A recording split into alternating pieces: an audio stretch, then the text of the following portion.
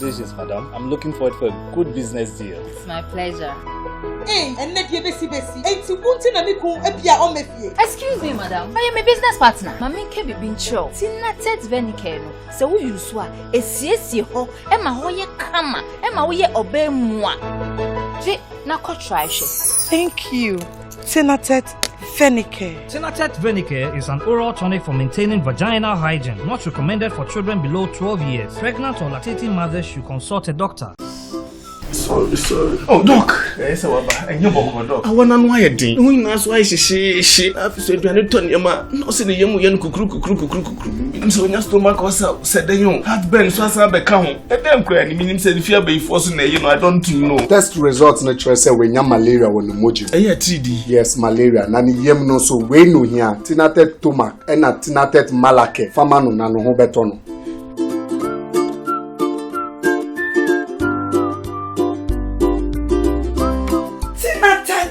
Malake, anything at Tomac.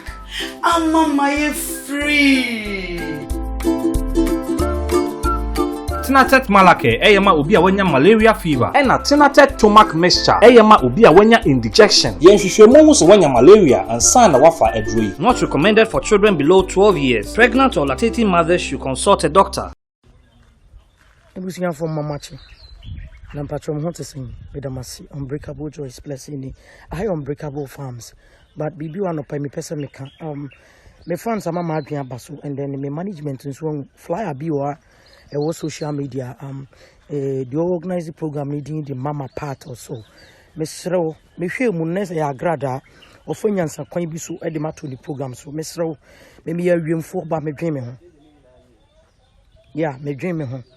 Be dinner abona adults on ye aye me srow you me picture free so you me din free program so me mpe ha obi abiem onya madamfo na me so me nya wadamfo nyame afrew wo ye wonyam djuma praise the lord ye wo de na me so me nya me de to dibonya ni bi ti say ye mo no ye adwen ye ho osofo kra no de wo de ye no ne hu okroma na nya me nyumtuni me pa chow onya madamfo me srow pa.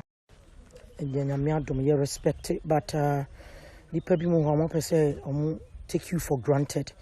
Say Nippon before so World Cup they be a team did kwa obusia for me ma me crowd di atem say me ma me be for fine. It's all well assemble will be a kind of but then kai hu say udi matem no enko na nsan ma me kasa ye madam for no.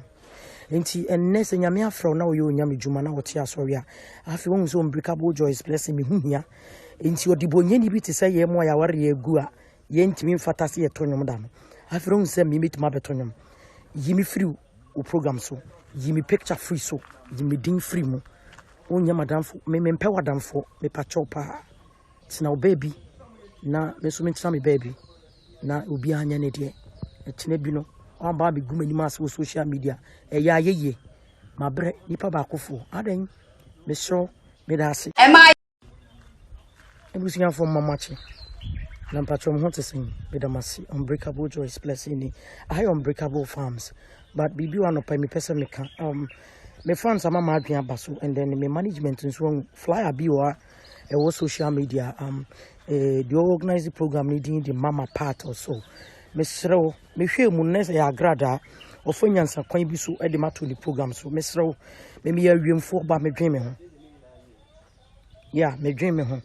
Be dinner abona adults on ye aye mesro you me picture free so you me din free program so me mpe ha obi abiem onya madamfo na me so me nya wadamfo nyame afrew wo ye wonyam djuma praise the lord ye wo de na me so me nya me de to dibonye ni bi ti say ye mo no ye adwen ye ho osofo kra no de wo de ye no ne hu okroma na nya me nyumtuni me pa chow onya madamfo me sro pa and then I'm respect it, but the people who say take you for granted. Say Nippon before so World Cup they be a team did kwa obusia for me ma me crowd di atem say me ma me be for fine.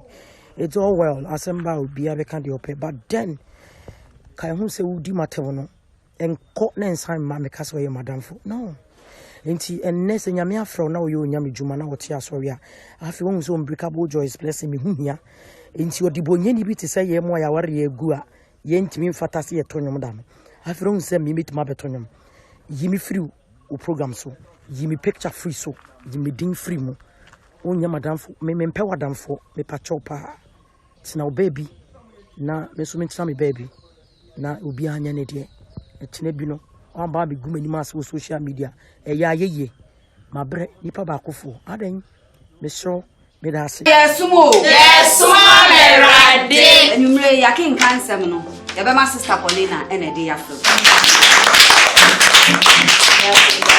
enumre yakin kansem no ya be fa free Abus chapter. Hey, babe! Sister Paulina, we reading glasses here, China, who Hebrews. Hey! Madam! Ajenkwani, Tina Tet Hayan Herbal Capsule, a drawing Tina Perwati Semi, me ready a mention glasses. Obroni Bessie, see clear. Ayano Crow, Tinatex Hyan Herbal Capsules, a full supplement for good vision and not recommended for children below 12 years, asthmatic patients, pregnant and breastfeeding mothers. A drawing baby atwa for Tinatex Herbal Shop. Hey, now what? Tinatex Hayan, see clear. Tinatex Edroi, FDA, Ashishim, Ajia Tumse Eje. Tribulus terrestrix, Kayani, Panex Caltrop, Jingo Bilaba.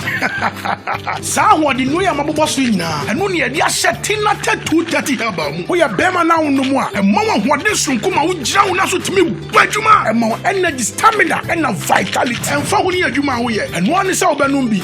Wo be badwuma sa wo mreda. Tinatex 230 herbal. Eye yen konkwa. Power to the people. Me try 230. So I will what feeling? Adam, me back. Tinatex 230 herbal. Yeah! Tinatex 230 herbal is a full supplement for rejuvenation and vitality. And no sa ebra offer sa edrowi. Oba wafa yefunu. Ne all man e banofo. Ene akola ondi emfie duoche.